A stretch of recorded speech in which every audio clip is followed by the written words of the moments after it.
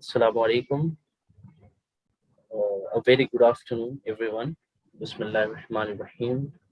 Sallallahu Alaihi Muhammad. I start in the name of Allah, the most gracious, the most merciful, and peace be upon our beloved Prophet Muhammad Sallallahu Alaihi Wasallam. This is Tirmizi Ashrafi from Association of Muslim Professionals, and I welcome you all in this wonderful and informative session of employability training program on interview skills and techniques. We have participants from Global University, Saharanpur, Uttar Pradesh, and I would now do a small presentation about AMP India Foundation. AMP India Foundation. AMP India Foundation is a not-for-profit organization registered under Section 8 of Companies Act 2013, Government of India, for providing voluntary social services to meet the needs of underprivileged individuals, that is, upliftment of the underserved and needy through education and vocational training, employment support, medical relief, economic empowerment, student mentorship and guidance, employment assistance cell. We all are witnessing AIF's success as one of the most admirable national level NGOs striving for three E's: education, employment, and empowerment. Keeping in mind AIF's core objective of supporting the underprivileged, promoting education, and creating economic empowerment, AIF had launched a special project with the name of AIF Employment Assistance Cell during its initial stages of formation. Today, it is one of the core projects of AIF. Our major EAC activities include job fairs, job drives, employability training programs in colleges, skill training company tie-ups, candidate mobilization, skill development courses, job fairs. Job fair is one of the flagship projects of AIF, and we have successfully organized 43 job fairs till date. Every job fair has participation of minimum 50 companies and 2,000 plus candidates. AIF has organized job fairs in the past in collaboration with Thane Police, Aurangabad Police, West Bengal Minority Finance Development Corporation, Andhra Pradesh State Minorities Finance Corporation, and other reputed NGOs. These government organizations and NGOs collaborate with AIF as local partners and take care of the local ground promotions in the job fair arrangements. AIF invites corporates like TCS, Asian Paints, Reliance Group, Cafe Coffee Day, McDonald's, Teamlease, Tech Mahindra, and other reputed corporates in the job fairs. Job drives. Job drives are similar to job fairs but are organized on a much smaller scale compared to job fairs. In a job drive, we typically invite only up to 2 to 3 corporates. Employability training programs. AIF's Employability Training Program, or ETP, has been developed to assist job seekers find the right job at the right place at the right time and to become the right fit in a present day modern organization. Our ETP trainers are seasoned professionals who have in-depth understanding of employability training and committed to investing their valuable time, resources, and knowledge in grooming the candidates. We team up with colleges in different cities and conduct ETPs there on a regular basis, usually once every month. Skill training company tie-ups and candidate mobilization. AIF has partnered with reputed skill training companies like Tata Trust, Whirlpool, Tech Mahindra Foundation, etc.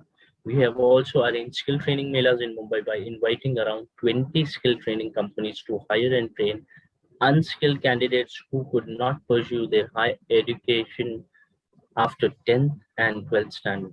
Candidate mobilization. AIF has mobilized candidates for various skill development courses like AC technician, mobile repairing technician, and solar engineering under Skill India Mission in centers all across India.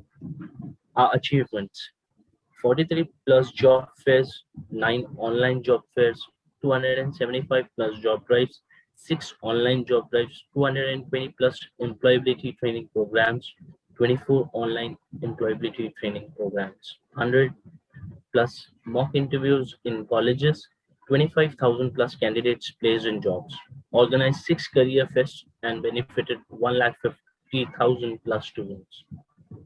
New initiative by Empower Jobs, AMP India Foundation, is empowerjobs.com. Empowerjobs.com was launched on 6th December 2020. It's a unique job portal with comprehensive job offerings introduced by AMP India Foundation for job seekers, especially those hit by COVID pandemic. Thank you very much. I would now uh, introduce our speaker for the Dr. Sarfaraz Ansari. So, Dr. Sarfaraz Ansari is an assistant professor in Prestige Institute of Management and Research in Indore, having more than 11 years of experience in academics, PhD in management in finance stream, also associated with SEBI as a resource person, specialized in subjects like portfolio management, fundamental and technical analysis, equity and derivatives. I would now welcome our speaker for today, Dr. Sarfaraz Ansari, to please carry on the session from here. Over to you, sir. Okay. Thank you so much, sir. And first of all, I would like to thank team of Association of Muslim Professional for inviting me and giving me an opportunity to interact with the various students from different part of the countries. And I would like to thank the management for conducting the various activities for this social cause and for this noble cause and much required thing in this present scenario. So I congratulate all the team and that they are doing wonderful job. And so let us start this topic for today's webinar. So let me share the file. I request the host to make the participant more live, because I can see the participants are there, and I just wanted to talk to them live so that because it is related with something which we cannot because I believe it. I am associated in this education institute, and I'm looking at my students since last 1 decade. So the students are getting pass out, and they're getting campus placement, they're getting off campus placement. So I have seen a lot of things. So this is something which it is an exercise based topic rather than discussing on the PowerPoint presentation. So first of all, I would like to know about my um, attendees, that from which how many of you have given your interview. So just please raise your hand. How many of you have given your interview anywhere? Please raise your hand if you have given interview. Okay, so I can get only one, Muhammad Asif. So are you able to raise your hand or not?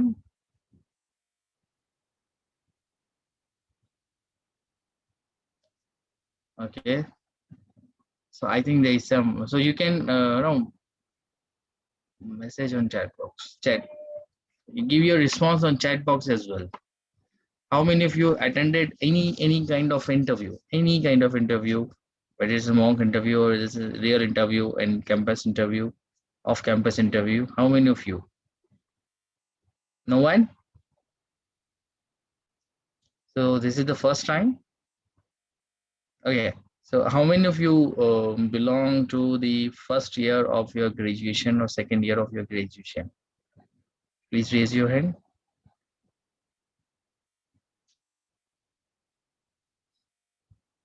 And how many of you are the final year students? Please lower down your hand so that other can also do.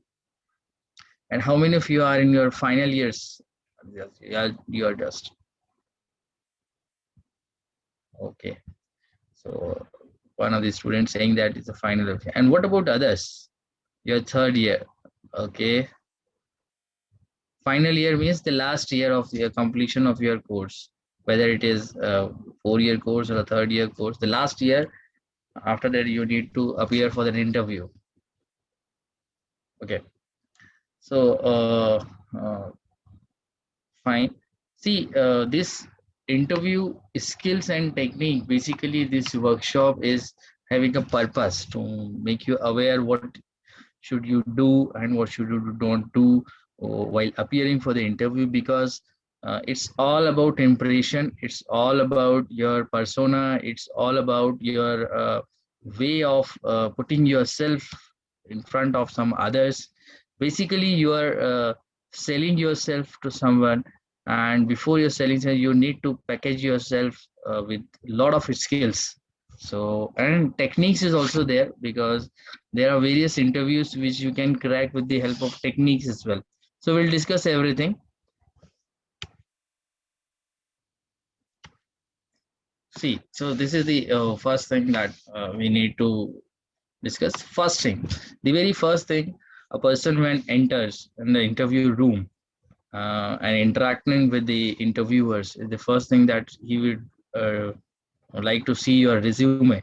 So that is the first thing that the person look at your there. So what type of information you should include in your resume, and is it comfortable? My language is comfortable.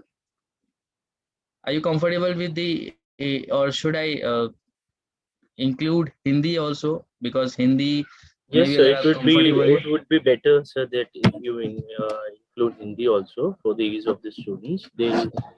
Okay, okay. okay, sir. So So I'll mix the thing. sure, sure, जहाँ sir, मुझे sure. लगेगा कि Hindi English required है, then shift to English.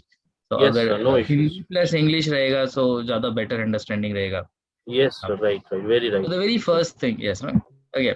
So see, सबसे पहली चीज जो आपके इंटरव्यूअर आपके अंदर देखते हैं वो आपका रिज्यूमे होता है. जो रिज्यूमे आप कैरी करते हैं, उस रिज्यूमे को किस तरह से आप प्रेजेंट करते हैं, वही आपका सबसे पहला इम्प्रेशन होता है.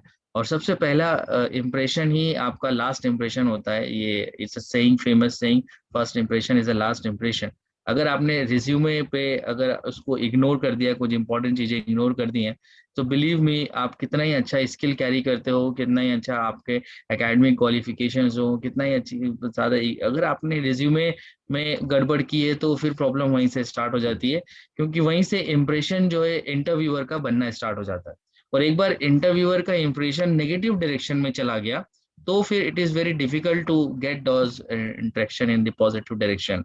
सो it's all about the impression when you enter in the interview room. सबसे पहले आप अपने जो अपना होमवर्क है वहाँ स्टार्ट कीजिए. और होमवर्क में सबसे पहली चीज आती है आपका रिज्यूमे. ठीक है, रिज्यूमे में आपका फॉन्ट साइज, आपके ग्रामर, आपकी स्पेलिंग, ये सब आप किसी एक्सपर्ट से चेक करवाएं. और वो एक्सपर्ट से चेक कराने के बाद ही आप उसको फाइनल करें. और जो अपडेशंस होते हैं रिज्यूमे के फॉर्मेट को लेकर, वो एक बार आप डिस्कस करें. हर इंडस्ट्री का अपना एक फॉर्मेट होता है. कहीं किसी इंडस्ट्री में बहुत डिस्क्रिप्टिव इन रिज्यूमेस की डिमांड होती है, और किसी इंडस्ट्री के अंदर ऐसे रिज्यूमे की डिमांड होती है जो उनको बहुत ज़्यादा डिस्क्रिप्टिव नहीं चाहिए, उनको 1 पेज में सारी इन्फॉर्मेशन चाहिए. तो ये डिपेंड करता है कि आपकी इंडस्ट्री में कौन सा रिज्यूमे का फॉर्मेट ज़्यादा चलता है. ठीक है, तो आप उस फॉर्मेट को सबसे पहले समझिए कि जो सपोज फार्मेसी के स्टूडेंट हैं, तो फार्मेसी में किस टाइप के इंटरव्यू इंडस्ट्री के लोग जो है ज़्यादा एक्सेप्ट करते हैं या होता है. तो वो होता है मैनेजमेंट में है, होता है वो एक अलग चीज़ होती है, मेडिकल लाइन में एक अलग चीज़ होती है. तो ये फॉर्मेट आप लोगों को थोड़ा सा एक बार अपनी इंडस्ट्री स्पेसिफिक फॉर्मेट आपको देखना होता है. उसके अंदर रिज्यूमे के साथ एक बहुत इंपॉर्टेंट चीज़ होती है कवर लेटर. अभी हम डिस्कस करेंगे कवर लेटर को. पहले रिज्यूमे की हम बात कर लेते हैं. तो रिज्यूमे में क्या क्या चीज़ें आपको एम्फेसाइज करनी चाहिए और क्या क्या एम्फेसाइज नहीं करनी चाहिए, ये एक बहुत इम्पोर्टेंट एस्पेक्ट है इस चीज का, जो कि अभी हमें डिस्कस करते हैं. ठीक. सो सबसे पहले तो रिज्यूमे में जो यहाँ पे इंफॉर्मेशन नहीं है, वो इंफॉर्मेशन में आपको एक चीज बताऊँ. रिज्यूमे में आपको सबसे पहले अपने ऑब्जेक्टिव की बात करनी है, because I guess most of you are appearing for the interview for the first time. right? You don't know about the company, you don't know about the things, although you have to know each and every aspect of the company in which you are going for the interview, but उससे पहले आपको जो सबसे पहले अपने resume में जो objective है, आपका रिज्यूमे आपका जो ऑब्जेक्टिव है उसको आप अपनी रिसेंट सिचुएशन से कनेक्ट करके बनाएं। Recent situation in the sense, if you are a fresher, अगर आप फ्रेशर हैं, फर्स्ट टाइम जॉब के लिए जा रहे हैं, तो आपका जो ऑब्जेक्टिव है वो उस पर्टिकुलर कंपनी जिसमें आप जा रहे हैं, उस कंपनी के जो प्रोफाइल के लिए आप जा रहे हैं, उस प्रोफाइल में जिस प्रोफाइल के लिए आप अपीयर हो रहे हैं उससे सिंक होना चाहिए, मिलता हुआ होना चाहिए। आप ये नहीं बोल सकते कि मतलब जो एक तो कॉपी पेस्ट वाला ऑब्जेक्टिव बिल्कुल नहीं रखें आप, कि आपने इंटर सबसे बड़ा मिस्टेक, सबसे ज्यादा मिस्टेक हम लोग क्या करते हैं, हम लोग गूगल करना स्टार्ट कर देते हैं हमारे इंटरव्यू।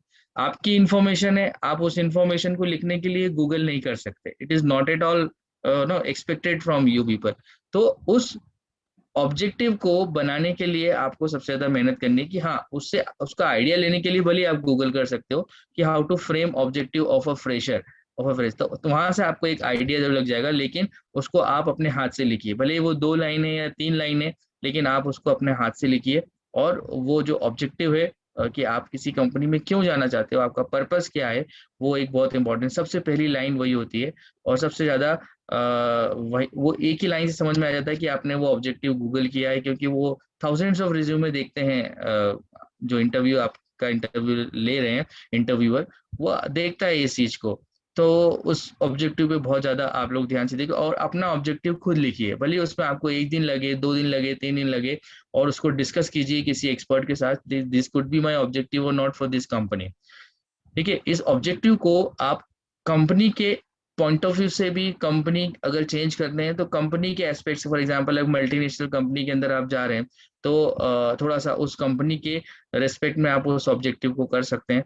और अगर नेशनल कंपनी है या डोमेस्टिक कंपनी है तो उसके हिसाब से आप उस ऑब्जेक्टिव को, तो कंपनी के हिसाब से भी आप ऑब्जेक्टिव में थोड़ा बहुत चेंज कर सकते हैं, लेकिन जो बेसिक इंफॉर्मेशन है वो इंफॉर्मेशन आप उसकी चेंज ना करें, और वो आपकी खुद की टेलर मेड होना चाहिए, गूगल से कॉपी पेस्ट नहीं होनी चाहिए। ठीक है, every information you should write with your own hand. सबसे बेस्ट प्रैक्टिस ये कि आप उसको सिस्टम पे बनाने की बजाय एक कॉपी पे आप लिखना स्टार्ट कीजिए, अपने हाथ से आप उससे लिखेंगे तो आप अपनी इंफॉर्मेशन खुद अपने हाथ से लिख रहे होंगे। ठीक है, तो ये जो इन्फॉर्मेशन है आप पहले उसको लिखिए, उसके बाद उससे टाइप कीजिए, ताकि वो इन्फॉर्मेशन जो आप लिख रहे हैं वो आपको याद भी हो जाए, क्योंकि ज्यादातर क्वेश्चंस जो है वो आपके इंटरव्यूज को आपके जो रिज्यूमे है उसको देख कर ही पूछे जाते हैं उसके अंदर। ठीक है, तो academic qualification that is must required, work experience अगर है तो जरूर मेंशन कीजिए। अगर आपने कोई प्रोजेक्ट किया हुआ है, भले ही वो छोटा सा प्रोजेक्ट हो और 1 महीने का हो या 2 महीने का हो, तो उसको भी आप उसके अंदर मेंशन कीजिए, प्रोजेक्ट अंडरटेकन के अंदर, और उससे भी क्वेश्चंस पूछा है। सी, यहाँ पे हम ये सब चीज क्यों लिख रहे हैं, we want the interviewer to ask the question with respect to the information which we have put up in an interview, in our resume। तो हम डायरेक्शन इंटरव्यूअर को दे रहे हैं, इंटरव्यूअर हमसे डायरेक्शन ले रहा है उस पर्टिकुलर पीस ऑफ पेपर से जिसे आप रिज्यूमे बोलते हो, वो उसको देख कर ही आपको डायरेक्शन उसको मिल जाएगी कि इससे किस टाइप के क्वेश्चन पूछने। अगर आपने उसको गलत डायरेक्शन में मोल्ड कर दिया या उसका इंप्रेशन बिगाड़ दिया, तो फिर वो आपको जितनी जल्दी होगा वो वहां से आपको हटा देगा उस चीज को, कि आप ठीक है, हो गया काम आपका इंटरव्यू। कई बार इंटरव्यू होता है जो 2 मिनट में खत्म हो जाते हैं।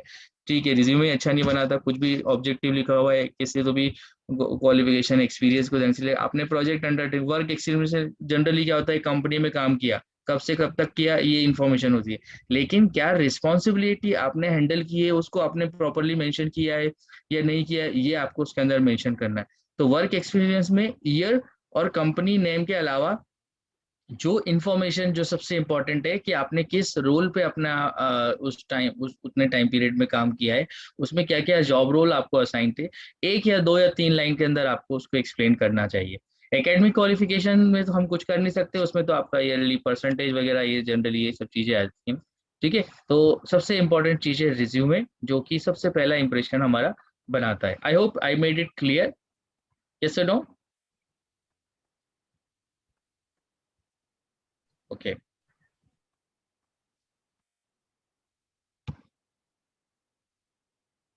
सी, ये कुछ टाइप के इंटरव्यूज हैं जो कि जनरली लिए जाते हैं, जिसमें कुछ इंटरव्यूज होते हैं 1-to-1 जैसे हम लोग फेस टू फेस और on screening interview, phone call पे इंटरव्यू होते हैं, पैनल ग्रुप होता है उसके अंदर इंटरव्यू होती है, ग्रुप में इंटरव्यू होते हैं, टास्क, टेक्निकल या वीडियो, जितने भी टाइप के इंटरव्यू होते हैं जिसमें एक चीज कॉमन है, वो है आपका उनके साथ जो इंटरेक्शन है। Interaction it is between the interviewer and interviewee, जो पर्सन इंटरव्यू दे रहा है और उसका है। You have to sit in the mind of interviewer and you can drive your own interview. अगर आप उसके माइंड में एक बार सेट कर गए या बैठ गए या फिर आपने उसको रीड कर लिया है, इंटरव्यूअर को रीड कर लिया है, तो आप अपने इंटरव्यू को खुद अपने हिसाब से मोल्ड कर सकते हैं। किसी भी टाइप का इंटरव्यू हो, 1 to 1 हो, वो आपसे क्वेश्चन पूछ रहा है, आप उसको आंसर दीजिए। एंड किसी भी फॉर्मेशन, किसी भी फॉर्मेट में वो इंटरव्यू लिया जा रहा है, अगर आपने उस इंटरव्यू को क्वेश्चन आंसर सेशन से कन्वर्ट करके कॉन्वर्जेशन में कन्वर्ट कर लिया, आप ये मान के चलिए आपका सिलेक्शन के चांसेस जो हैं वो बढ़ जाएंगे। मैं ये तो नहीं कहूंगा ये 100% हो जाएगा, लेकिन आपको अपने इंटरव्यू को क्वेश्चन आंसर सेशन से मोल्ड करके उसे एक कॉन्वर्सेशन में कन्वर्ट करनी है। अगर 1 to 1 की बात करें, आप कॉन्वर्सेशन में कैसे आप कन्वर्ट करेंगे उसे, आपसे पूछा गया उस कंपनी के बारे में बताइए कि जिस कंपनी में आप कि आप why do want to join our company, तो कंपनी के बारे में कुछ बेसिक ऐसी इन्फॉर्मेशन आप बताइए जो कि आपने रिसर्च किए, कुछ ऐसे यूनिक पॉइंट्स कंपनी के बारे में आपको बताने जो कि आपने स्टडी किए हुए, ताकि वो क्वेश्चन से क्वेश्चंस बनते जाएं। और वो क्वेश्चन से क्वेश्चंस बनते जाएंगे और क्वेश्चन से क्वेश्चंस अगर बनेंगे तो वो चीज आपकी कॉन्वर्सेशन में कन्वर्ट हो जाएगी। And the moment the interview convert into the conversation, आपके अंदर इंटरव्यूअर को लेकर और इंटरव्यूअर के अंदर आपको लेके एक कंफर्ट जोन कन्वर्ट हो जाता है। और जब वो कंफर्ट जोन में आप इंटरव्यूअर के आ जाते हैं, और फिर उसके बाद बाकी सब चीजें जो बेसिक एटिकेट्स हैं जो कि हम अभी डिस्कस करेंगे, कि जो इंटरपर्सनल स्किल्स हैं आपकी, वो अगर आपकी प्रॉपर सेट है तो इंटरव्यू आपका बहुत अच्छे से निकल सकता है। तो यहाँ पे 1 to 1 on screening, phone interview, different different types of interviews होते हैं। आई थिंक ये वर्ड से ही समझ में आ रहा है कि ये किस टाइप के इंटरव्यू होते होंगे। So this is important, pre interview preparation, that is the homework. आप जिसे कहें कि आप अपने घर से किस तरह से उसको कैरी करेंगे, आप होमवर्क इंटरव्यू के पहले की सारी इंपॉर्टेंट प्रिपरेशंस होती हैं। और इसमें सबसे पहले आपको ऑर्गेनाइजेशन के बारे में, आपको ये तो पता है कि आपको किस कंपनी में इंटरव्यू देने जाना है। अब उस कंपनी में इंटरव्यू देंगे जाएंगे आप, अगर उस कंपनी के बारे में इंफॉर्मेशन ही नहीं है आपको, तो फिर जो एचआर है वो खुद बोलता है कि यार ये कंपनी के बारे में इंफॉर्मेशन ही कैरी नहीं करता है, तो अभी हमारी ऑर्गेनाइजेशन आके क्यों टाइम वेस्ट करना चाह रहे हैं। क्योंकि आपको उस ऑर्गेनाइजेशन के बारे में, उसकी हिस्ट्री के बारे में, उसके प्रोडक्ट्स के बारे में, खास तौर से उस कंपनी के विजन, मिशंस और वैल्यूज के बारे में आपको इंफॉर्मेशन होनी चाहिए। और the best source of this information is the website of the company. वो कंपनी की वेबसाइट को आपको आसानी से मिल जाएगा। तो इंटरव्यू के 2 दिन पहले आप कंपनी, या इंटरव्यू के 2-3 दिन पहले आप कंपनी की वेबसाइट को देखना स्टार्ट करते जाइए। या 1 घंटे पहले बिल्कुल मत देखिएगा, क्योंकि 1 घंटे 2 घंटे पहले अगर उसकी वेबसाइट देखते हैं तो वो कोई सेंस नहीं बनेगा, वो इतना सारा डेटा आप दिमाग में नहीं रख पाएंगे। तो आपको पता है कि आपका इंटरव्यू 1 हफ्ते में या 1-2 दिन के अंदर, या बहुत कम ऐसा भी होता है कि यहाँ कंपनी कैंपस प्लेसमेंट के लिए आ रही है और 1 दिन पहले हमारे को इन्फॉर्मेशन मिलती है। लेकिन वो कंपनी हर साल आती है, ये हम जानते हैं। ठीक है, तो उस कंपनी के आने का वेट करने से पहले ही हम क्या करें, उस कंपनी की सारी इन्फॉर्मेशन इकट्ठा करना स्टार्ट कर दें। तो कंपनी की इन्फॉर्मेशन अगर आपके माइंड में रहेगी तो ये बहुत प्री प्लान रहेगा। और आप किसी एक पर्टिकुलर कंपनी को अगर टारगेट कर रहे हो तो उस कंपनी की सारी इन्फॉर्मेशन बहुत बहुत जरूरी है। ठीक है, वो कंपनी के प्रोडक्ट्स लाइन क्या है, वो कंपनी की पॉलिसीज क्या है, कहाँ कहाँ वो सर्विसेज ऑफर करते हैं, किस किस एरिया में वो लोकेटेड है, वो मल्टीनेशनल है या सिर्फ डोमेस्टिक है, या फिर उस कंपनी के, not about the companies but the company के कॉम्पिटिटर्स के साथ कॉम्पिटिटर में, या फिर कंपनी का मार्केट शेयर कितना है, ये आपको पता होना चाहिए। कंपनी को क्यों ज्वाइन कर रहे हो, इसका बहुत सारा आंसर और बहुत सारी चीजें आपको इस फर्स्ट एक्सरसाइज से मिल जाएगा कि आपको कंपनी को क्यों ज्वाइन करना चाहिए। ठीक है, दूसरा इंपॉर्टेंट एस्पेक्ट होता है आप मिल रहे हो वहां पे, थोड़ा सा जानना मुश्किल होता है, क्योंकि आप जब भी इंटरव्यू के लिए जा रहे हो तो यू नेवर नो कि आप इंटरव्यू दोगे किसको। बट ऑब्वियसली वो कंपनी का तो एम्प्लॉय होगा, कंपनी में काम करता होगा। तो कंपनी में अगर एम्प्लॉय है, कंपनी का काम करता है, तो उसका बैकग्राउंड आप आसानी से सोशल मीडिया से पता कर सकते हैं। you can easily, and the best source is the LinkedIn. How many of you have a profile on LinkedIn? I hope सभी के पास होगा प्रोफाइल, तो सभी ने अपना अपना प्रोफाइल बनाया होगा, और अगर नहीं बनाया है तो आज की डेट में ही अपना प्रोफाइल बनाए लिंक्डइन पे। फेसबुक पे हम प्रोफाइल बनाते हैं, इंस्टाग्राम पे हम प्रोफाइल बनाते हैं, that is the social media platform जो हम जनरली जो यंगस्टर्स हैं उनको यूज करते हैं। बट एक जो बहुत इंपॉर्टेंट प्लेटफॉर्म है LinkedIn, this is the professional social media platform, जहाँ पे अभी कुछ स्टडीज के अंदर आया था कि during this pandemic maximum HRs are now looking at LinkedIn for the hirings। तो ज्यादातर हायरिंग्स अपने LinkedIn प्रोफाइल पर ही वो देखते हैं, मतलब हायरिंग कर रहे हैं HRs। तो अपने LinkedIn प्रोफाइल को आपको अपडेट करना है, और अपडेट ही नहीं करना है, LinkedIn पे आपको एक्टिव भी रहना है। एक्टिव कैसे रहेंगे? आप जिस तरह से पोस्ट डालते हैं फेसबुक पे या इंस्टाग्राम पे, आपको कंटिन्यूअसली उसी तरह के पोस्ट नहीं डालना है, लेकिन हाँ आपको प्रोफेशनल पोस्ट डालें, आपको कमेंट करना है उस पर्टिकुलर सेक्टर पे जिस सेक्टर में आप इंटरेस्टेड हैं, जिस सेक्टर में आप अपना करियर बनाना चाहते हैं। आप उस सेक्टर के बारे में कुछ इंफॉर्मेशन और न्यूज या कुछ पोल इस तरह से आप डालते जाएं, ताकि आप आपके सोशल मीडिया के जो फ्रेंड्स हैं, लिंक्डइन के जो कनेक्टेड फ्रेंड्स हैं, उनको आप इंगेज कर सकें, उनसे कमेंट ले सकें। जब एचआर आपका प्रोफाइल लिंक्डइन पर देखता है तो वो सिर्फ आपका बैकग्राउंड आपकी प्रोफाइल में जाकर नहीं देखता है, वो ये जरूर देखता है कि आपने लिंक्डइन ज्वाइन करने के बाद कौन कौन सी एक्टिविटी पार्टिसिपेट किया, आपने क्या कोई आर्टिकल अपना उस पर पब्लिश किया है, आपने किस टाइप की इंफॉर्मेशन फ्लोट की है, आपने कौन सी एक्टिविटी को लाइक किया है, ये सारी इंफॉर्मेशन आपका है। तो अगर आप कुछ पोस्ट नहीं भी करते हैं तो आपकी इंडस्ट्री से रिलेवेंट पोस्ट को आप लाइक कर सकते हैं, आप उन कंपनीज को फॉलो कर सकते हैं जो सेक्टर की बेस्ट कंपनीज हैं। तो ये एक बहुत इंपॉर्टेंट चीज है, जो एक सोशल मीडिया, आज की डेट में सोशल मीडिया एक बहुत इंपॉर्टेंट टूल है। ठीक है, तो वहां से आप उसी उसी प्लेटफॉर्म से जो कंपनी के जो प्रीवियस एम्प्लॉयज हैं उनसे कनेक्शन में आ सकते हैं, और एक या दो लोगों को अगर कॉमन फ्रेंड उस पर्टिकुलर कंपनी का आप बना लेंगे तो कोई प्रॉब्लम नहीं है, और उनसे आप काफी इंफॉर्मेशन ले सकते हैं कि वो type of information.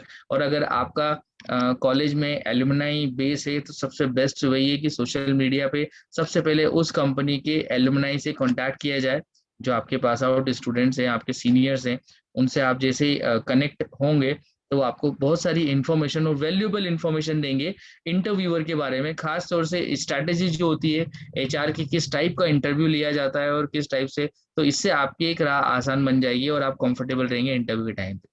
Ask for further advice and be on time, obviously this is the important thing. कभी भी लेट हम लोग नहीं हो सकते, it is not at all expected. Professionals के उसमें कभी भी हम लेट ना हो, और ये टाइम ये बताने वाली चीज नहीं है, दिस इज कॉमन सेंस।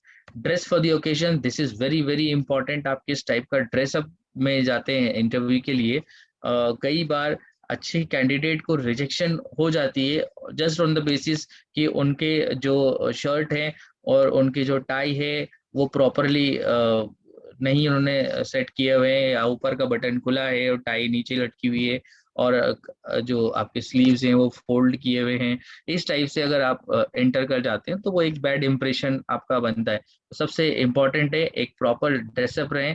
इसके पीछे बहुत सारी चीजें हैं जो ड्रेसिंग सेंस को भी आपकी, तो ड्रेसिंग से भी आपकी पर्सनालिटी को जज किया जाता है एचआर। तो जो जज करने वाला है वो आपको जरूर आपकी ड्रेसिंग सेंस से जज करेगा कि हाँ ये किस टाइप से ड्रेसअप पहन के गया। प्लान अहेड, और आपके माइंड में कुछ क्वेश्चंस होने चाहिए, और ये तभी होगा जब हम पॉइंट नंबर 1 पे सबसे ज्यादा फोकस करेंगे, that is research the organization. अगर आपके पास कंपनी की बहुत सारी इंफॉर्मेशन है तो ऑब्वियसली बात है इंटरव्यूअर से पूछने वाले के लिए आपके पास बहुत सारे क्वेश्चन होंगे। अच्छा, ये सब मत पूछिएगा कि सर सैलरी कितने टाइम में बढ़ाते हैं और कब ग्रोथ होता है, ये उसी टाइम पे आप ना पूछें तो ज्यादा बेहतर है। ठीक है, आपके क्वेश्चंस लॉजिकल होने चाहिए, सेंसिबल होना चाहिए, ग्रोथ ओरिएंटेड होना चाहिए, एंड सबसे इंपॉर्टेंट चीज पॉजिटिव होना चाहिए। तो अपने कुछ क्वेश्चंस आप लोगों को अपने एंड पे अपनी इंडस्ट्री के रेस्पेक्ट में आपको पूछने अपने पास होने चाहिए, ताकि आप इंटरव्यू के टाइम पे पूछ सकें। और यही मैं जो बोल रहा था आपको कि जब आप किसी इंटरव्यू को क्वेश्चन आंसर से आप कॉन्वर्सेशन में कन्वर्ट करेंगे, तो वो जो कॉन्वर्सेशन है वो इन्हीं क्वेश्चन से कन्वर्ट होगी। जब आपके पास कुछ पूछने के लिए उनसे रहेगा और इंटरव्यूज भी आपसे कुछ पूछेगा, तो पहले उसका जवाब दें। नहीं जवाब आता है तो आप उसको झूठ बोलने की बजाय आप उसको बोल दें कि sir this is not my area. या अगर आप कुछ अपने एंड से सजेशन या दे सकते हैं तो वो बोल के दीजिए कि sir this is what I would like to say but I don't exactly.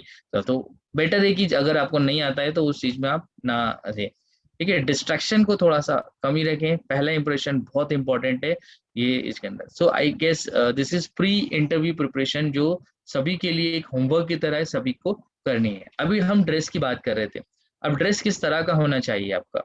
ठीक है, जो जनरल ड्रेस है, कॉर्पोरेट ड्रेस है, आपके सामने अभी पिक्चर में भी आप देख रहे हैं जिसमें आप सूट देख रहे हैं जो जनरली डार्क कलर का होता है। ठीक है, लाइट कलर के सूट मत पहनिएगा, लाइट कलर के suit is not for good for corporate. आप ब्लू कलर लीजिए, आप ऐसा कुछ कलर लीजिए, ग्रे कलर लीजिए, जो कि ब्लैक कलर भी आप लिख सकते हैं। ठीक है, तो इस तरह से आप ड्रेसअप लीजिए। और अगर वो और शर्ट अगर वगैरह, तो शर्ट लाइट कलर की हो सकती है। ठीक है, सो कुछ भी टैटू वगैरह या ऐसी कुछ मार्क अगर आप अपने ऊपर कुछ करते हैं तो वो एक अच्छा इंप्रेशन नहीं देता है। तो वो उस चीज को कोशिश करें कि वो ऐसी जगह ना हो कि आपके फेस पे हो, या फिर ऐसी जगह पे हो कि जहाँ पे आप वो विजिबल हो। तो ये चीज अच्छा इंफॉर्मेशन नहीं होता है खास तौर से। और दूसरी चीज, आपके शूज हमेशा अच्छे हो, ज्वेलरी जो है स्पेशली फॉर द गर्ल्स जितनी कम से कम रहे उतनी ज्यादा बेहतर है।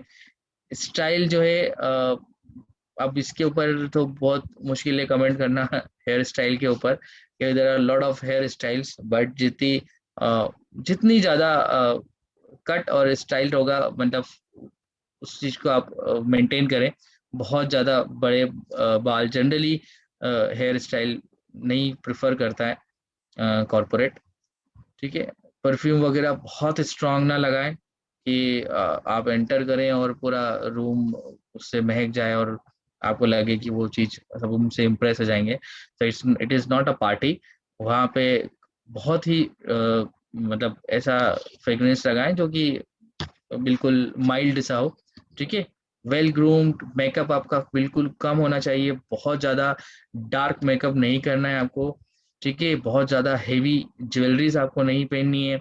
शूज और शर्ट का जो कॉम्बिनेशन है, शर्ट आपकी ड्रेस और आपके शूज का कॉम्बिनेशन भी आपको नहीं चाहिए कि आपने ब्लैक कलर का शूज पहन लिया और बहुत ज्यादा लाइट कलर के शूज पहन लिए, ये भी नहीं होना चाहिए। आपके शूज हमेशा आपके ड्रेस से सिंक होना चाहिए, क्योंकि अगर आप डार्क सूट पहन रहे हैं तो डार्क ही सूट पहन रहे हैं तो डार्क ही शूज आपको पहनने चाहिए।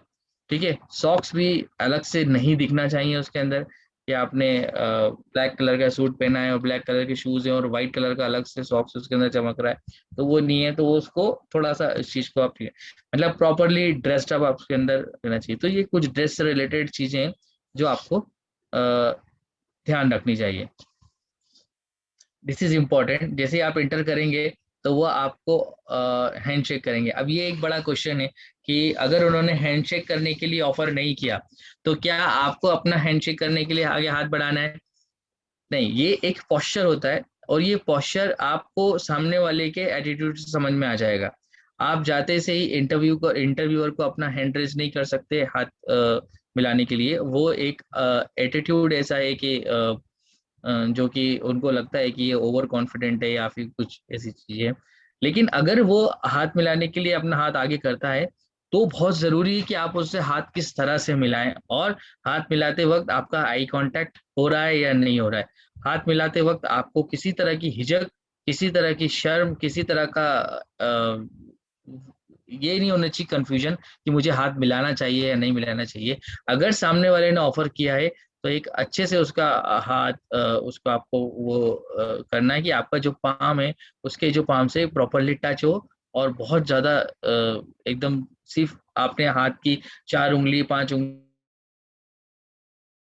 अच्छे से हैंडशेक नहीं किया, confident एक सिंबल जो है आप उसके साथ चुके हो कि ये पर्सन अगर ढंग से हाथ नहीं मिला रहा है, मतलब ये इसके अंदर कॉन्फिडेंस की कमी नहीं है, कॉन्फिडेंस की कमी है, या फिर ये डर डर रहा है इस सिचुएशन से। ये सब चीजें जो है परसेप्शन, ये सब चीजें उसी एक मोमेंट से उसको पता लग जाता है। और जनरली वो लोग ऑफर करते हैं इस चीज को जज करने के लिए कि आप किस तरह से अपना हाथ मिला। तो अगर आप हाथ मिला रहे हैं तो प्रॉपरली पाम टू पाम उससे हाथ मिलाइएगा, आपकी पाम उसकी पाम से टच होनी चाहिए, ठीक है।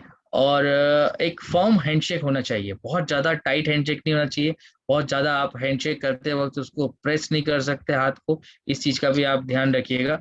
एक नॉर्मल प्रेशर से आप उसको हैंडशेक कर सकते हैं, ठीक है। बहुत ज्यादा जोर से आपको हैंडशेक भी नहीं करना है, ठीक। और बहुत ज्यादा वक्त तक आपको हैंड से हैंड टच करके नहीं रखना है। It should only take 2 to 3 seconds, इससे ज्यादा आपको नहीं करना है। और ये जो पंपिंग है मोशन से, ये सब आई गेस ये समझ में आ जा होगा आपको कि किस तरह से हमें हाथ मिलाना चाहिए, ठीक है।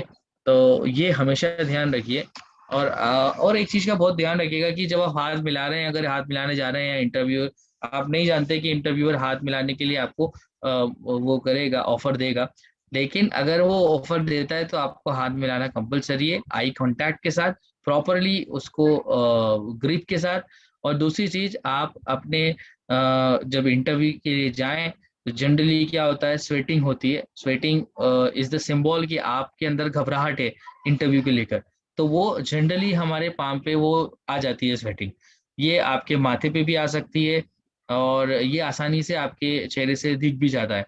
तो अगर इस तरह की स्वेटिंग आपको होती है तो आपके पास हमेशा एक टिश्यू पेपर या हैंकरचीफ, रुमाल आपके पास होना चाहिए, ताकि आप उसको इंटरव्यू में जाने से पहले प्रॉपरली उसको साफ कर लें। और ये जो अगर हाथ गीला है तो उसे आप सुखा लें, ठीक है, पसीने की वजह से जनरली ये होता है। Now the important thing is body language. Body language आपकी किस टाइप की होनी चाहिए, किस टाइप का पॉस्चर आपको दिखाना है, that is very very important. एक चीज अभी हमने ऑलरेडी डिस्कस की है, that is the eye contact. नहीं, आई कॉन्टैक्ट इज सिंपली आप जब बात कर रहे हो तो आपके जो कहाँ आपको देखना है, दैट इज इम्पोर्टेंट। तो आप किसी भी इंसान से बात करेंगे, अगर आप इधर उधर देख के बात करेंगे तो उससे दो तीन चीजें हैं। एक तो ये सामने मैसेज जाता है कि आप या तो उसको इम्पोर्टेंस नहीं दे रहे हो, या आपको घबराहट हो रही है इसलिए आप उसकी तरफ देख नहीं पा रहे। तो इन दोनों केस के अंदर आपकी जो नेगेटिविटी है वो सामने नजर आती है। तो आपको जब अगर आप किसी से बात कर रहे हैं, और अगर एक इंटरव्यूअर आपके सामने बैठा है, तो आपको उसकी टू आई कांटेक्ट रखना है, और जवाब देते वक्त उसकी आंखों में ही आपको देखना है, और एकदम आंखें गड़ा के उसकी आंखों में नहीं देखना है, इस चीज का भी ध्यान रखिएगा। नहीं तो पता लगा कि वो, ठीक है, तो आप समझ रहे हैं कि मैं क्या पॉइंट आपके सामने। अगर आप किसी से आई कांटेक्ट कर रहे हैं तो ऐसा नहीं कि सिर्फ उसकी आंखों में आंखें डाल के ही देखे जा रहे हैं और देखे जा रहे हैं। थोड़ा सा अपने इस चीज को, ये एक सेंस वाली बात है, ठीक है। तो आई कांटेक्ट भी एक नॉर्मल आई कांटेक्ट होना चाहिए। अच्छा, एक चीज और यहाँ पे, कि अगर आपसे किसी एक पर्सन ने क्वेश्चन पूछा है और सामने 3 इंटरव्यूअर बैठे हैं, तो आपको किससे आई कांटेक्ट रखना है, जिसने क्वेश्चन पूछा है उससे, या फिर उसके लेफ्ट और राइट में अगर 2 पर्सन और बैठे हैं तो उनसे भी आपको आई कांटेक्ट रखना है।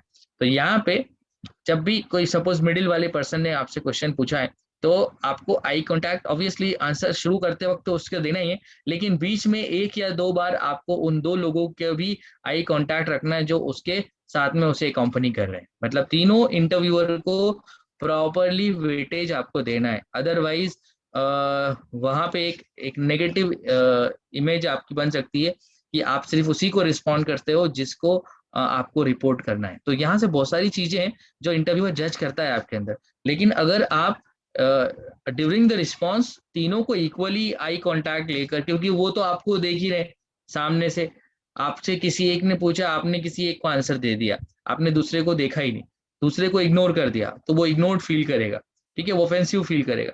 तो इसीलिए बेटर है कि जब भी आंसर दें और सामने 2 3 इंटरव्यू है तो तीनों से प्रॉपरली आई कांटेक्ट बैलेंस करके चले। स्टार्ट भले ही उसी से करें जिसने क्वेश्चन पूछा है, लेकिन आंसर देते वक्त 1 2 बार आपको बीच में दो आसपास के जो दूसरे लोग हैं उनसे भी आई कांटेक्ट आपको स्टेब्लिश करना चाहिए, ठीक है। Should not fidget too much, आपको वीक हैंडशेक नहीं करना है, ये हम ऑलरेडी डिस्कस कर चुके हैं। बॉडी लैंग्वेज में ये सब बहुत इंपॉर्टेंट है। और दूसरा एक स्माइल को लेके एक पॉइंट है, ठीक है, स्माइल किस तरह की होनी चाहिए।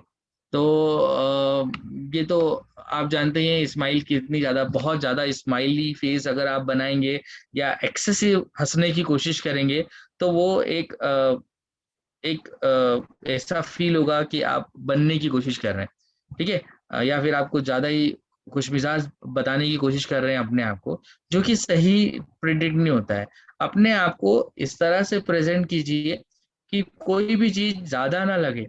अगर आप नहीं स्माइल कर रहे हैं तो बिल्कुल ना स्माइल कर रहे हैं, ये भी गलत हो जाएगा। और अगर आप बहुत ज्यादा स्माइल कर रहे हैं तो वो भी एक गलत उसमें जाता है कि ये तो सिर्फ मुस्कुराई जा रहा है, मुस्कुराई जा रहा है, हंसे ही जा रहा है, तो वो एक गलत इंप्रेशन भी जा सकता है। लेकिन एक नॉर्मल और बैलेंस्ड स्माइल आपका सिलेक्शन करवा सकती है, बिलीव मी, ये एक बहुत इंपॉर्टेंट फैक्टर है। तो बट वो बैलेंस होनी चाहिए, बहुत ज्यादा भी नहीं होना चाहिए और एकदम कम भी नहीं होना चाहिए। ये पॉइंट का आपको खास तौर से ध्यान रखना है। तो ये कुछ टिप्स हैं बॉडी लैंग्वेज के जो आपको ध्यान रखने चाहिए, खास तौर से हैंडशेक को लेकर। और आपको ऐसा लगता है कि आपकी कई बार ऐसा होता है कि जैसे आप इंटर करते हैं डर के मारे अपने हाथ में ऐसी कंपन सी होने लगती है, ठीक है, और पैर में भी ऐसी दो जैसी लगती है कि हमारे को वो हो रहा है। तो वो उस चीज को अवॉइड करने के लिए आपको बार बार मॉक इंटरव्यूज देने होंगे, क्योंकि वो एक ऐसी स्किल है जिसको आप खुद रिमूव कर सकते हो अपने अंदर से, क्योंकि अपने अंदर का डर आप खुद ही निकाल सकते हो, दूसरा कोई भी आपके अंदर डर आपके अंदर घुस के आपका डर नहीं निकाल सकता। तो अगर आपको ऐसा फील हो रहा है कि आप शिवरिंग होती है आपको, या आप को ऐसा लगता है कि आप इंटरव्यू रूम में घुसते से एकदम डर जैसा बैठता है दिल के अंदर, ऐसे धक धक सी होने लग जाती है और कंपन सी महसूस करते हैं आप हाथ में और पैरों में, तो उसका सिर्फ एक ही इलाज है कि आप बार बार इंटरव्यू देना स्टार्ट करें। जितने भी मॉक इंटरव्यूज आप देंगे उतनी बार आपको अंदर वो कंपन जो है वो कम होती जाएगी, और जितने ज्यादा इंटरव्यू देंगे वो खत्म हुई हो जाएगी। तो नंबर ऑफ इंटरव्यूज बढ़ाएं। बट आपके क्योंकि कैंपस प्लेसमेंट है और आपको ज्यादा चांस नहीं मिलेंगे, इसीलिए mock interview is the best thing आपके उस चीज को रिमूव करने के लिए, ठीक है। कुछ डूज एंड डोंट्स हैं, इसमें से कुछ इंपॉर्टेंट है जो मैं बताना चाहूंगा आपको। जो फर्स्ट थिंग है, first you need to carry, आपके पास क्या क्या होना चाहिए, बहुत सारी चीजें ना लेके जाएं हाथ में कि बैग भी हो, बहुत सारा चीजें हैं, नॉर्मल सा एक ब्रीफ केस हो, ठीक है। आपके जो रिज्यूमे जिसके आप brief case in the sense मतलब एक फोल्डर हो जिसमें आप अपना रिज्यूमे और अपने क्रेडेंशियल्स लेके जा सकते हैं। बहुत ज्यादा आइटम होगा, बैग भी होगा, ये भी होगा, वो भी होगा, तो वो एक अच्छा नई इम्प्रेशन जाता है, ठीक है। और किस तरह से आपको बैठना है ये भी एक बहुत इंपॉर्टेंट है, किस तरह का एंगल के साथ आपको बैठना है एक बहुत इंपॉर्टेंट है। बहुत ज्यादा स्ट्रेट अपने आप को बनाने की कोशिश ना करें, एकदम डल अपने आप को बनाने की कोशिश ना करें, झुके झुके भी ना लगे। और एक स्ट्रेट पोस्चर आपका ऐसा इस फॉर्म में बनना चाहिए कि सामने वाले को लगे you are sitting with confidence. तो वो जो सिटिंग स्टाइल है उससे भी आपका कॉन्फिडेंस नजर आता है। तो जो कॉन्फिडेंस है आपके बैठने से, आपके बोलने से, आपके आई कांटेक्ट से क्लियरली समझ में आता है कि हाँ ये बंदा कॉन्फिडेंट है या नहीं है। तो आपके सिटिंग पोस्चर से समझ में आ जाता है कि आपकी जो बैक है वो कितनी ज्यादा एंगल्ड है और कितनी नहीं है। तो ये ध्यान रखिए किस तरह से आपको बैठना है, ये स्ट्रेट बैठना है, और जो कॉन्फिडेंस है वो आपके फेस से दिखना चाहिए। बहुत ज्यादा एक्सपांड नहीं करना है, बहुत ज्यादा कॉन्ट्रैक्ट नहीं करना है, ठीक है, ये सब चीजों को। और बहुत ज्यादा अपने हैंड्स को मूवमेंट नहीं देने बताते वक्त, इस चीज का ध्यान रखना है। अपने हाथ को बांध के भी नहीं बैठना है, अपनी उंगलियों को ऐसे ऐसे इस तरह से भी नहीं करना है। अगर आप नीचे भी करके अगर इस तरह से आपको लग रहा है तो ये चीज सबसे ज्यादा प्रॉब्लमेटिक होती है कि जब आप आंसर कर रहे हो तो सामने वाला आपके आंसर के साथ साथ आपकी बॉडी को पूरी तरह ऑब्जर्व करता है कि आपके लेग्स किस तरह से हैं, क्रॉस लेग हैं या स्ट्रेट हैं, आपकी फिंगर्स जो हैं वो किस तरह से हैं। तो एक इस तरह का पोस्चर हो जो कॉन्फिडेंट हो, ठीक है। ये पोस्चर देते हैं कि you are open to everything. यूं करके अगर आप हाथ रख देंगे या फिर इस तरह से आप एक उंगली को इस तरह से यूं करते रहेंगे, तो ये एक आपके लिए जो लेक ऑफ कॉन्फिडेंस है वो आप खुद अपना सामने वाले को सिग्नल दे रहे हैं कि यार मेरे में कॉन्फिडेंस कम है। तो इस चीज को थोड़ा सा अवॉइड करिएगा, ठीक है। और कुछ आंसर्स हैं जो कि बहुत कॉमन जबकि आपको पूछे जाते हैं, 90% केसेस के अंदर सबसे पहला क्वेश्चन ही यही होता है कि आप अपने बारे में बताइए। अब अपने बारे में बताने के लिए आप हिस्ट्री में ना चले जाएं बहुत ज्यादा, कि मैं यहाँ से था, मैं ऐसा था, मैं ऐसा, बिल्कुल स्पेसिफिक और कंप्राइज आपको अपनी इंफॉर्मेशन रखनी है। और अगर आपको स्टोरी पे भी जाते हैं तो you have to focus only one story. आप अपनी लाइफ की 2 4 5 स्टोरी बना के उसको नहीं दे सकते, क्योंकि इतना टाइम नहीं होता है इस क्वेश्चन से। और फिर दूसरी चीज ध्यान रखिए, कोई भी स्टोरी अगर आप बनाते भी हैं, पहली चीज तो वो रियल होने चाहिए, अनरियल स्टोरी बनाने की कोशिश ना करें। ठीक है, अगर है तो बना, अगर है तो उसको कोट करें, नहीं है तो बिल्कुल ना कोट करें। आप जिस पोजीशन के लिए जा रहे हैं, आपको पता है कि आप किस पोजीशन, किस प्रोफाइल के लिए जा रहे हैं, वहां पे किस टाइप की पर्सनालिटी उन लोगों को चाहिए, इसका पहले थोड़ा सा स्टडी कर लें। जो प्रोफाइल पे जिस टाइप की पर्सनालिटी, और अगर उससे रिलेटेड आपका कोई एक्सपीरियंस है, आपका कोई ऐसा वाकया है जो कि आपके साथ हो चुका है और आपने उस पोजीशन को रिफ्लेक्ट कर रहा है, तो जरूर उस चीज को बताएं। अदरवाइज इस चीज को इग्नोर करें, अननेसेसरी स्टोरीज क्रिएट ना करें। ये कुछ क्वेश्चंस है, इसे आप नोट डाउन कर सकते हैं। इन क्वेश्चंस को रिसर्च करके ही इस पीपीटी में लिया गया। ठीक है, अब ये क्वेश्चंस आप नोट डाउन कर लें या स्क्रीनशॉट ले लें या जो भी है। ठीक है, ये क्वेश्चंस ऐसे हैं कि हो सकता है इसमें से 1 या 2 क्वेश्चंस आपके इंटरव्यू में पूछ जाए।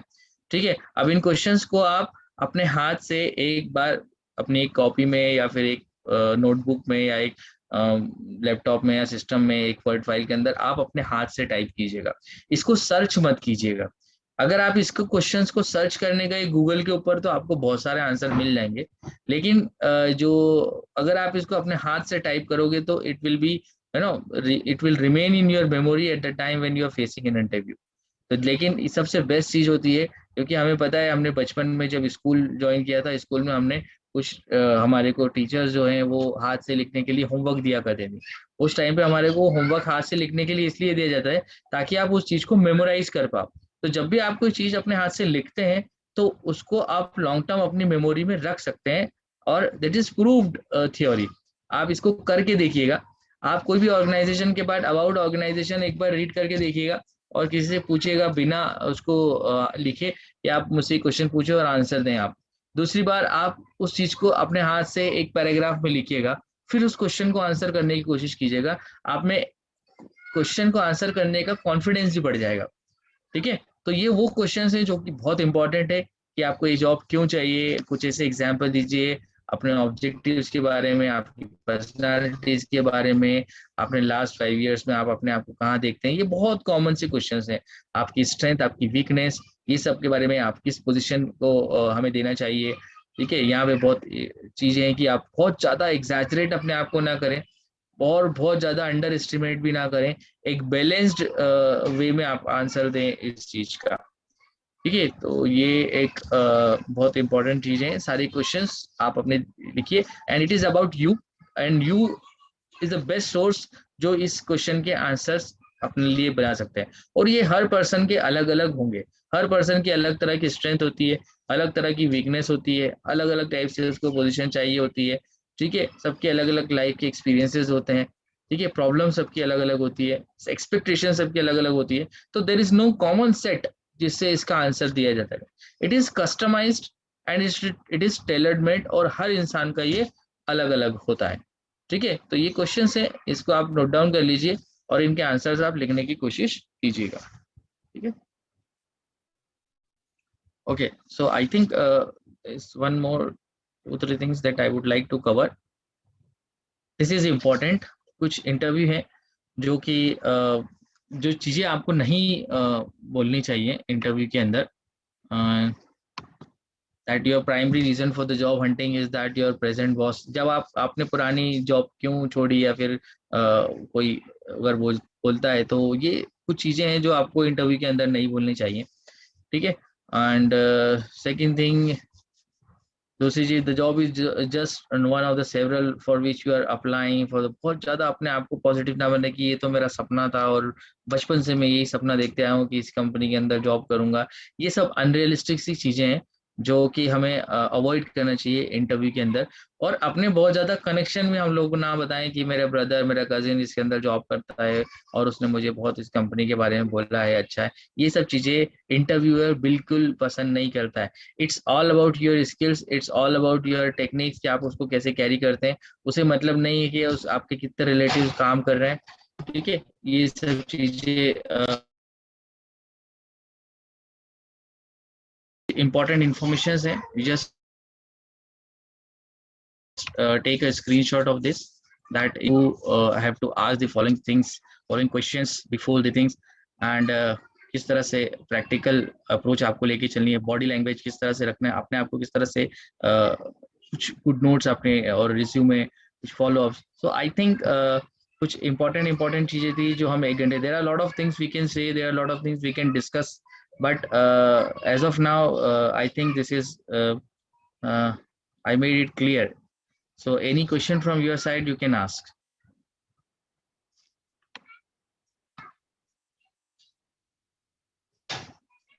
Any question? You can ask the question and you can write the question in chat box.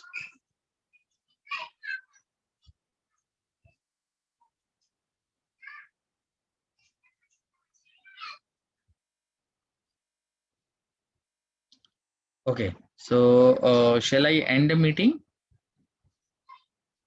I think AMP India say sir is there? Yes, sir. So actually, there are no questions from Okay. the participants. So we'll end the session, inshallah. Yeah. Okay. And thank you very much for your precious time and the effort you took out for this wonderful and informative session. Inshallah, we look forward for such great sessions again. Okay. Thank you. Thank you so much. Till then, Allah Hafiz and